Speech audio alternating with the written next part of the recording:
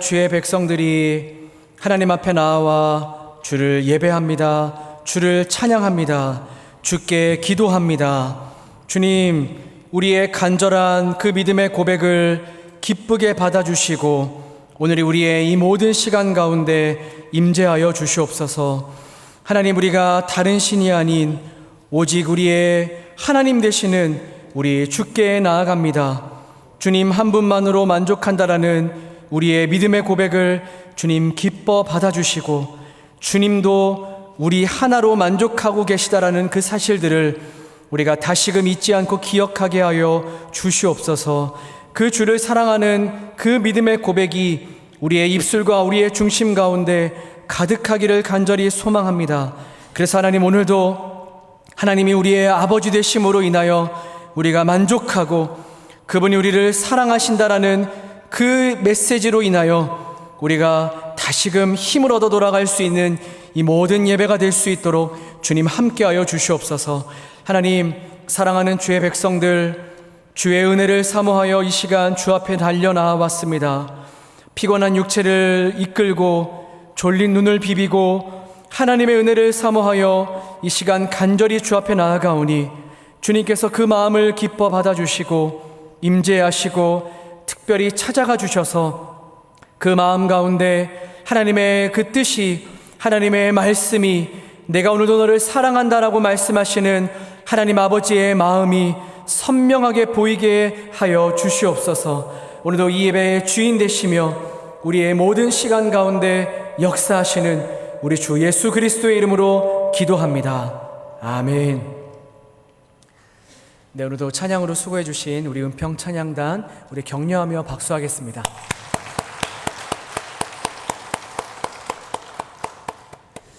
네, 오늘 함께 나눌 하나님의 말씀을 보겠습니다.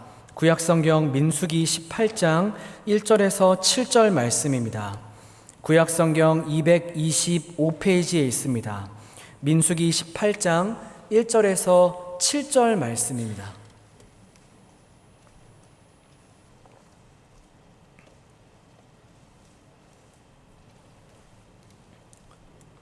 구약성경 민수기 18장 1절에서 7절 말씀입니다. 제가 봉독하겠습니다. 여호와께서 아론에게 이르시되 너와 내 아들들과 내 조상의 가문은 성소에 대한 죄를 함께 담당할 것이요 너와 내 아들들은 너희의 제사장 직분에 대한 죄를 함께 담당할 것이니라. 너는 내 형제 레위 지파 곧 내 조상의 지파를 데려다가 너와 함께 있게 하여 너와 내 아들들이 증거의 장막 앞에 있을 때 그들이 너를 돕게 하라. 레위인은 내 직무와 장막의 모든 직무를 지키려니와 성소의 기구와 제단에는 가까이 하지 못하리니 두렵건대 그들과 너희가 죽을까 하노라. 레위인은 너와 합동하여 장막의 모든 일과 회막의 직무를 다할 것이요 다른 사람은 너희에게 가까이 하지 못할 것이니라. 이와 같이 너희는 성소의 직무와 제단의 직무를 다하라. 그리하면 여호와의 진노가 다시는 이스라엘 자손에게 미치지 아니하리라. 보라, 내가 이스라엘 자손 중에서 너희의 형제 레위인을 택하여 내게 돌리고 너희에게 선물로 주어 회막의 일을 하게 하였나니 너와 내 아들들은 제단의 휘장 안의 모든 일에 대하여 제사장의 직분을 지켜 섬기라. 내가 제사장의 직분을 너희에게 선물로 주었은즉 거기 가까이 하는 외인은 죽임을 당할지니라. 아멘. 이스라엘 백성의 문제는 그들이 하나님을 경외하지 않는 것이었습니다. 늘 그랬죠. 경외라는 말은 조금은 어렵습니다. 우리가 흔하게 사용하지 않는 단어이기 때문인 것 같아요. 아주 간단하게 정리하자면 공경하면서도 어려워하는 것이라고 할 수 있습니다. 무서움 때문이 아니라 그 하나님의 주권과 영광을 인정하는 사람이 가지는 거룩한 두려움, 그것을 말하죠. 그러니까 경건한 공경심이라고도 표현할 수 있을 것 같습니다. 하나님 앞에 서 있는 사람이 자연스럽게 갖게 되는 마음이 바로 경외입니다. 하나님을 제대로 알고 그 하나님을 바라보면 하나님의 크심과 광대하심을 우리가 보게 되죠. 그에 반해서 우리의 인간이 얼마나 작고 얼마나 보잘것없는 존재인지를 깨닫게 됩니다. 모든 것의 주인이 되시는 그 창조주 하나님의 주권과 그 영광을 볼 때 갖게 되는 거룩한 그 두려움, 그것이 하나님 앞에 선 인간의 자연스러운 반응입니다.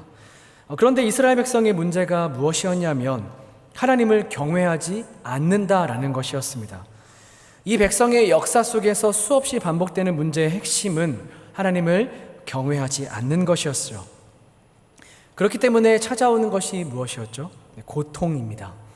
하나님을 경외하지 않으면 사람은 다른 경외할 대상을 찾게 되어 있기 때문이죠. 그것이 돈이든 명예이든 성공이든 아니면 자기 자신이든 만족을 찾아 끝없이 찾아 헤매게 됩니다. 그러나 결국 만족이 아니라 고통이 남습니다. 헨리 카우걸이라는 사람이 이렇게 말했습니다.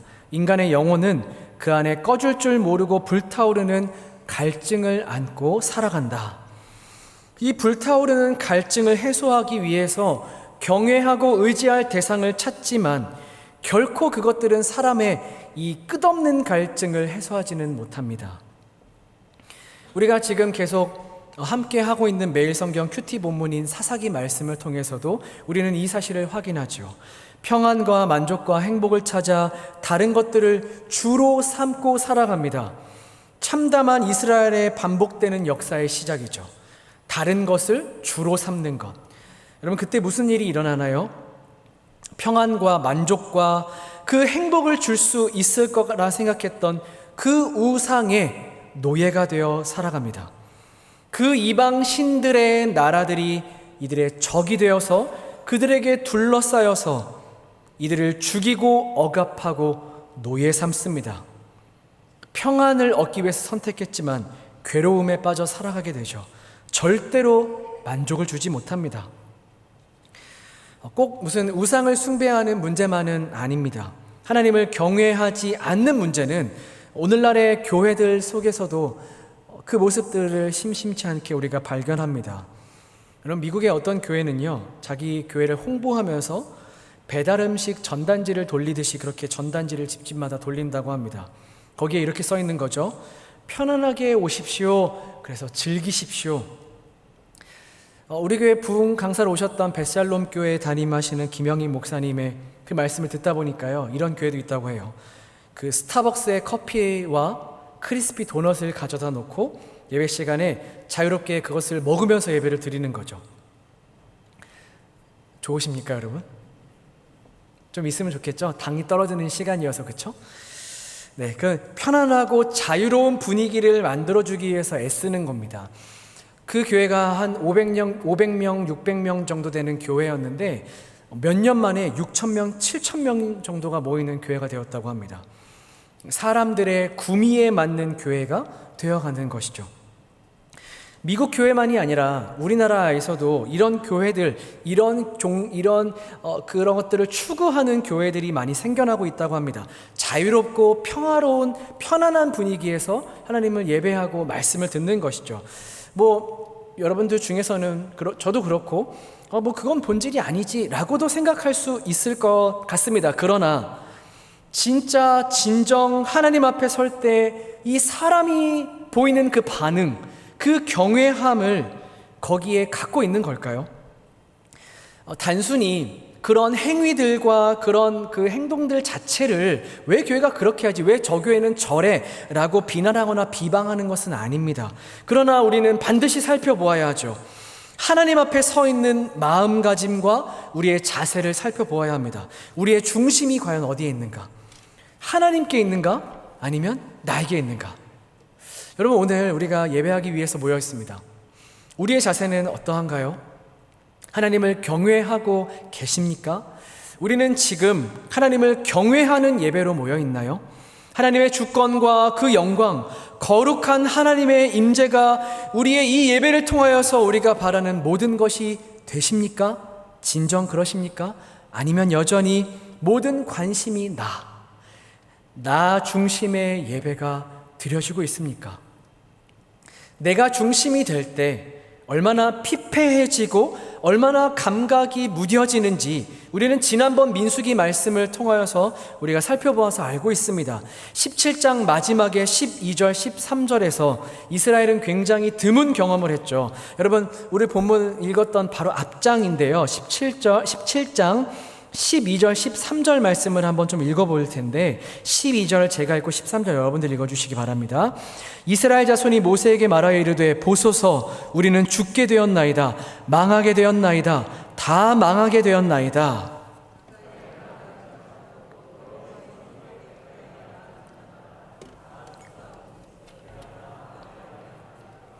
네, 아주 극도의 절망입니다. 아무런 소망을 발견하지 못했을 때 그 끝에, 그러니까 완전히 그 절망의 끝에서 하는 탄식이죠. 이 고백은 이사야 선지자가 하나님을 만났을 때, 하나님을 배웠을 때 했던 고백과 굉장히 비슷합니다.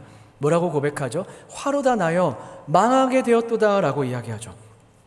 지금 어떤 상황에서 이런 고백이 나왔는지 우리 다시 한번 좀 간단하게 살펴보겠습니다. 고라와 다단의 지도자들이 땅이 갈라져서 삼켜지죠. 반역했던 사람들이 성막에서 그 여호와로부터 나온 불이 250명을 불살라 버립니다. 그랬는데도 이 백성들이 하나님을 경외하지 않자 전염병이 시작이 되어서 무려 14,700명이 죽습니다. 아론이 급하게 향로를 가지고 그 백성들 안으로 들어가서 전염병이 그치게 되죠. 각 지파의 지휘관들에게 지팡이 하나씩을, 이름을 써서 지팡이 하나씩을 가지고 나오라고 말씀하십니다. 거기에서 하나님이 선택하신 아론의 지팡이에서 싹이 나고 열매가 맺혀지죠. 죽었던 나무가 생명을 탄생시키는 놀라운 말도 안 되는 기적을 보면서 하나님은 이 모세와 아론, 내가 선택하여 부른 자다라고 다시 한번 이 백성들에게 확실하게 선언하십니다. 죽은 것을 살리시는 하나님, 이 하나님의 권능과 이 하나님의 위대하심, 거룩하심을 이제야 이 백성들이 인식하기 시작한 것이죠. 그 앞에서의 반응이 바로 12절 13절입니다. 죽었습니다. 하나님, 우리 망했습니다. 우리는 이제 죽었다. 여러분, 이 반응이 조금 이상하신가요? 아닙니다.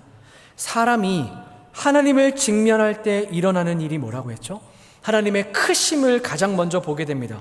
여러분, 한번 생각해 보시죠. 하나님께서 작정하시고 이 사람들 앞에서 하나님 그 원래의 그 하나님다우신 모습을 나타내 보여주시면 어떻게 될까요? 사람이 어떻게 될까요? 지금 이 시간에 제 뒤로 하나님이 임재하십니다. 그래서 하나님의 하나님다우심의 모습이 여기 안에 막 드러나는 것이죠. 주무실 수 있으십니까, 여러분? 여러분, 제가 인식하지 못하고 살았는데요. 저는 막 엄청 커다란 어떤 그런 물체, 그런 건물들, 그런 것들을 보면 좀 이상하게 공포심이 생기더라고요. 제주도에 가면, 많이 가보셔서 아시겠지만 제주도에 가면 어딜 가나 쉽게 그 풍력 발전기를 발견합니다. 뭔지 아시죠? 엄청 높고 그 선풍기 엄청 큰 이 세 가닥이 이게 있어가지고 이렇게 돌아가는, 그래서 바람을 통해서 전기를 얻어내는 그 발전기가 있어요. 저는 이상하게 그걸 보면 막 갑자기 숨이 막히는 그런 막 느낌이 들어요. 멀리서 봐도 그런데 가까이에서 보면 막 더 그래요. 그러니까 이게 무언가에 압도당하는 것이 이런 거겠구나 라는 것들을 알겠더라고요. 서울에서도 가끔씩 옛날 아파트 단지에 보면 이렇게 높은 굴뚝 같은 거, 이렇게 엄청 높은 거 있잖아요. 거기 그 앞을 막 지나가면 그런 압도당하는 느낌이 들어요. 막 상상해요. 저기 이 사다리에 매달려 있으면 난 어떤 기분일까? 나는 아마 기절할 것 같아. 막 이런 느낌이 막 들어요. 그 잠실 롯데타워, 엄청 높은 타워죠. 물론 담임 목사님께서 손가락 하나 요만하다라고 말씀하셨지만 실제로 그 옆에 가면 막 그런 느낌이 들어요. 좀 희한한가요? 혹시 의학적인 지식이 있으신 분, 이게 문제라면 상담을 부탁드리겠습니다. 네, 너무 심각하진 않아요. 그냥 진짜로 오셔서 목사님 그 심각한 일입니다라고 그렇게 말씀하시면 안 됩니다. 그런데 여러분, 하나님의 크심은 사람이 만든 커다란 어떤 것보다 비교할 수 없이 크십니다. 하나님의 크심은 단순한 크기의 문제가 아니라 그 본질 자체의 광대하심인 것이죠. 온 우주가 담아낼 수 없는, 우리는 아직 그 우주의 끝을 발견하지도 못했는데 온 우주가 담아낼 수 없는 그분의 크심을 우리가 그대로 마주하고 있다라고 생각해 보시죠. 우리가 어떨까요? 가만히 앉아서 하나님 예배할 수 있을까요? 다행인 것은 하나님이 우리에게 그렇게 나타나지 않으신다라는 겁니다. 이전에 하나님께서 이 구약에서 아주 조금 하나님의 그 위엄을 나타내 보이신 적이 있었죠. 근데 아주 난리가 났습니다. 광야 여정 중에서 시내산에서 하나님께서 그 십계명의 말씀을 모세와 이스라엘 백성들에게 말씀하십니다. 온 그 큰 우레 소리로 온 백성들이 듣도록 말씀하시죠. 그때 백성들이 반응이 어땠습니까? 모세에게 요청합니다. 당신이 여호와의 말씀을 우리에게 전해 주십시오. 하나님이 저렇게 우리에게 말씀하게 두지 마시고 당신이 듣고 우리에게 좀 말씀해 주십시오 라고 그렇게 이야기하죠. 이것이 진짜 하나님을 마주한 사람들의 반응인 것입니다. 오늘 이들이 이 거룩하신 하나님 앞에서 자기들이 했던 짓들을 이제야 보기 시작한 것이죠. 경외함이 없이 반기를 들었던 자신들의 모습을 이제야 확인한 겁니다. 여러분, 이 백성들이 어떤 백성들이었죠? 매일매일 기적의 삶을 살았던 사람들이었습니다. 광야에서의 그 삶은 기적 그 자체였죠. 40일도 아닙니다. 40일도 대단한데 40일이 아니라 40년이죠. 매일매일 기적과 같은 시간들을 보냈던 이 백성들이 어떻게 하나님을 서슴지 않고 경외하지 않는 삶을 선택해 살아가고 있었을까요? 하나님을 경외하지 않고 다른 대상을 경외하기 시작했을 때 그 강력한 힘이 완전히 이들을 사로잡아 버린 것이죠. 이들의 귀를 가리고 이들의 눈을 가리고 이들의 마음을 닫아 버린 것입니다. 여러분, 하나님을 경외하는 이 문제에 대한 이야기를 왜 이렇게 길게 하냐면 이것이 오늘 본문 저 깊은 곳에 깔려있는 가장 중요한 이야기이기 때문입니다. 이 백성들이 나는 죽었습니다. 이제 우리는 다 죽었습니다. 라고 그 절망의 끝자락에서 탄식하며 우리가 다 죽어야 합니까? 우리가 다 망해야 하는 겁니까? 하나님, 마치 제정신이 아닌 사람들인 것처럼, 정신이 혼미한 사람들처럼 하나님 앞에 질문을 던지고 있죠.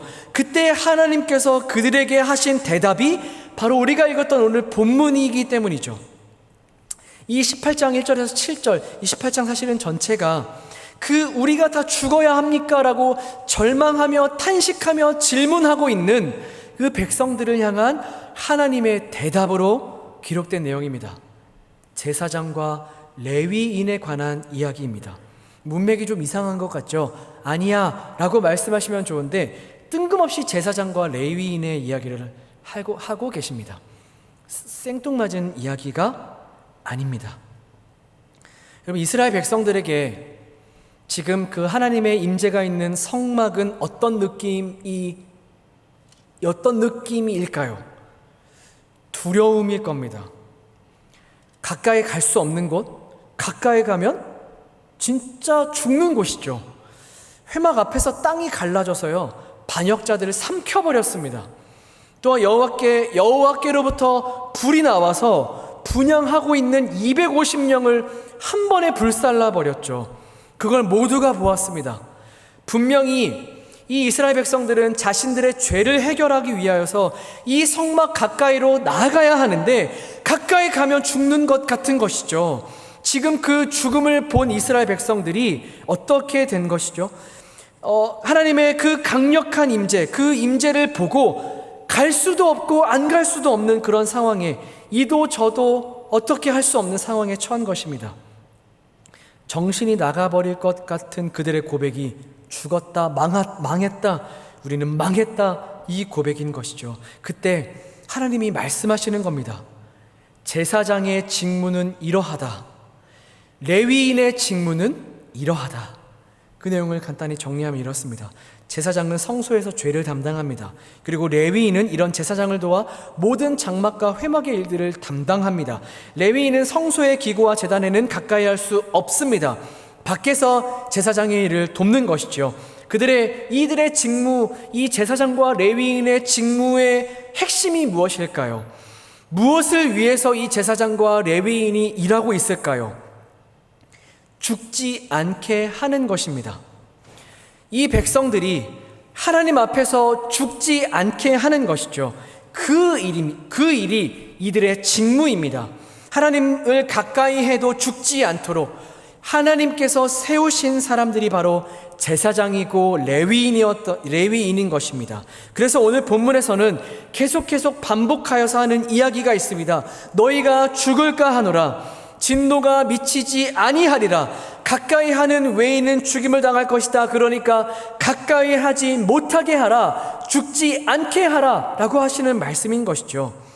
죽지 않게 하시겠다라는 것입니다. 성막에 가까이 와서 죽임을 당하지 않도록 하나님이 막으시고 계시는 것이죠. 하나님께서 이들을 세우신 이유입니다. 이것을 다시금 이스라엘 백성들에게 확인시켜 보여주고 계시는 것이죠. 우리는 이 이야기 속에서 간과할 수 없는 한 가지가 있습니다. 제사장과 레위인도 죽음을 당할 수도 있다라는 각오를 가지고 이 일들을 하고 있다라는 것입니다. 죽음을 무릅쓰고 해야 하는 직무이죠. 그러니까 이 성막, 이 거룩한 하나님의 임재 앞에 그들은 언제든 죽음을 각오하는 그 정도의 하나님의 거룩하심이 이 성막 가운데 임했다라는 것입니다. 죽음을 무릅쓰고 직무를 다해내고 죽음을 무릅쓰고 막아내야만 백성들이 죽지 않게 되는 것입니다. 하나님, 우리 망했습니다. 하나님, 우리 이제 죽습니다 라고 말하는 이들에게 아니야, 제사장과 레위인을 내가 괜히 세운 것이 아니야, 너희들 죽지 않을 거야 라고 보여주십니다. 여러분, 이 백성들은 알았어야 했습니다. 진작에 알았어야 했죠. 거룩하신 하나님을 경외해야 한다는 것을요. 고라의 반역이 무엇이었죠? 야, 너만 레위인이냐? 네가 뭔데 그렇게 특별한데? 그것이 아니라 그들을 세우신 하나님을 경외함으로 하나님 앞에 나아가야 했습니다. 제사장과 레위인을 따로 세우신 하나님의 마음, 그 하나님의 본심을 그들이 진작에 깨달았어야 했죠. 여러분, 이 말씀을 정리하면서 오늘 본문이 우리에게 주는 교훈이 무엇일까요? 오늘 본문은 먼저 제사장과 레위인 모두가 죽음을 각오해야 한다는 것을 보여줍니다. 생명을 걸어야 했죠. 하나님의 거룩하심과 하나님의 영광, 그분의 아름다우심, 그분의 죄가 없으심, 그분의 광대하심, 그분의 위대하심, 그것은 생명을 걸 정도의 그 크심입니다. 생명을 걸고 그 직무를 다할 때 이들을 통해 이스라엘 백성들은 하나님의 거룩하심을 다시 한번 바라보게 됩니다. 거룩하신 하나님께 죄인이 함부로 가까이 갈 수 없고 가까이 가면 죽습니다. 백성들은 이 사실을 확실하게 경험했죠. 경외함이 없이 하나님 앞에 서 있던 그들이 이 사실을 직면하자 그들이 한탄하며 절규합니다. 도저히 이 거룩하시고 위대하시고 이 광대하신 하나님 앞에서 도망칠 길이 없었기 때문이죠. 떨고 있는 그들에게 하나님이 찾아오셔서 말씀하십니다. 제사장을 보아라. 레위인을 봐. 너희들 죽지 않을 거야. 무슨 말일까요? 이 백성을 다시금 하나님을 경외하는 자리로 초청하고 계시는 겁니다. 참된 경외의 자리죠.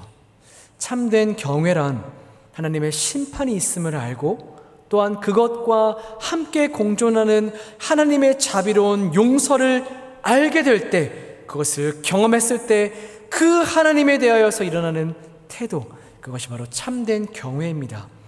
두려워하기만 하고 있는 이들을 참된 경외로 다시금 초청하고 계시는 것이죠. 이것이 오늘 본문에 담겨있는 하나님의 은혜입니다. 제사장과 레위인을 세우신 것도 그들을 통해 죽지 않고 망하지 않게 하시는 거룩하시며 자비하신 하나님을 다시금 바라보게 하셔서 그들로 하여금 이 참된 경외감을 갖도록 하시는 하나님의 그 백성을 향한 놀랍고도 깊은 자비와 은혜라는 것을 우리는 이 본문 말씀을 통하여서 다시금 깨닫습니다. 사랑하는 여러분, 이 시간 우리가 다시 한번 우리 스스로를 돌아보기를 원합니다. 여러분, 하나님을 경외하고 계십니까? 영광과 권능의 그 하나님을 경외하십니까? 친근하고 사랑이 많으신 우리의 아버지이시지만 그분이 어떤 분이시죠? 천지를 지으시고 지금도 모든 만물을 다스리시며 지구만이 아닙니다. 모든 우주 만물을 다스리시며 또한 심판하시는 공의의 하나님이십니다. 이 하나님을 경외하며 살아가고 계십니까? 오늘 우리가 드리고 있는 이 예배의 주인이 누구인가요? 오늘 이 시간 여러분은 누구에게 집중하고 계십니까? 나입니까? 아니면 하나님입니까? 나의 만족과 나의 유익과 나의 채워짐과 나의 위로와 나의 어떠한 좀 평안함과 그것이 이 예배의 목적이십니까? 아니면 하나님의 영광과 그분의 거룩하심과 그분의 아름다우심으로 내 모든 공허함이, 내 모든 비어있는 마음이 채워지는 것이 여러분 이 예배에 앉아있는 목적이십니까? 사랑하는 여러분, 그런데 여러분 너무 걱정하지 마십시오. 우리가 이 하나님을 경외하는 씨름을 우리가 힘을 다해서 해야 합니다. 하나님을 경외하는 씨름을 오늘 이 예배 자리에서도 우리가 해야 합니다. 하나님, 오늘 이 예배가 주인이 나입니까? 오늘 이 예배의 목적이 나입니까? 내가 하나님 앞에 무엇을 얻고 가는 것이 이 예배의 목적입니까? 하나님, 아닙니다. 하나님을 경외하기를 원합니다. 하나님의 아름다우심과 그분의 크심으로 내가 채워지기를 원합니다 라고 고백하는 것이 우리의 예배, 이 씨름이 오늘 이 예배에서도 우리가 그 씨름을 해야 하는 것이죠. 그러나 우리는 한 가지를 더 기억해야 합니다. 하나님을 마음껏 경외하는 자리로 나아갈 수 있도록 하신 분이 계시다라는 사실을요. 죽임을 당하지 않도록 가까이 오지 못하게 하는 제사장이 아니라, 레위인이 아니라 하나님께 더 가까이 가게 하시기 위해서 친히 그 죽음의 자리로 가신 예수 그리스도, 우리 주님이 계시기 때문에 우리가 거룩한 백성이 되어 거룩하신 우리 하나님 앞에 언제든지 나아갈 수 있게 되었다라는 사실입니다. 죄라는 그 높은 담벼락을 우리는 허물 수 없지만 우리 주님께서 죽음으로 허무셔서 우리가 이제 그 허물어진 그 담을 밟고 지나가서 하나님 앞에 가까이 나아갈 수 있게 되었습니다.